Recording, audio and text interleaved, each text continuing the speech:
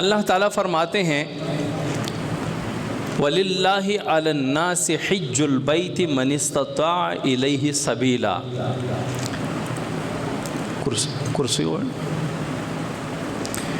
وَلِلَّهِ عَلَى النَّاسِ حِجُّ الْبَيْتِ مَنِ اسْتَطَاعَ إِلَيْهِ سَبِيلًا. اللہ کے لیے لوگوں پر فرض ہے حج کرنا، لیکن کن پر؟ من استطاع الیہ سبیلا، جو اس کی استطاعت رکھتا ہو آنے جانے کی راستے کی. اللہ تعالیٰ قرآن میں اجمال فرماتے ہیں، اس کی تفصیل احادیث میں آتی ہے، قرآن و حدیث کا نچوڑ فقہا اپنے فقہ میں بیان کر دیتے ہیں. تو نماز، روزہ، حج جو ہے، اس میں استطاعت مالی اور بدنی دونوں کا ہونا ضروری ہے.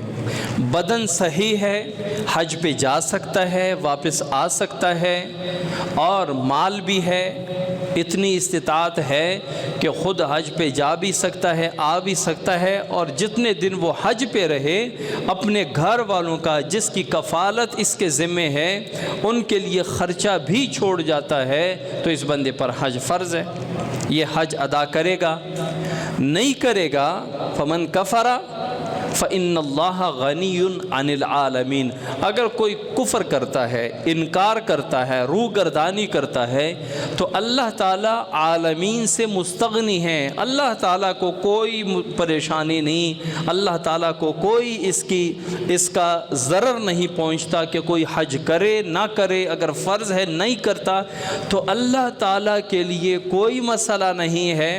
اللہ تعالیٰ غنی عن العالمین، اللہ تعالیٰ تمام عالمین سے غنی ہیں، لاپرواہ ہیں.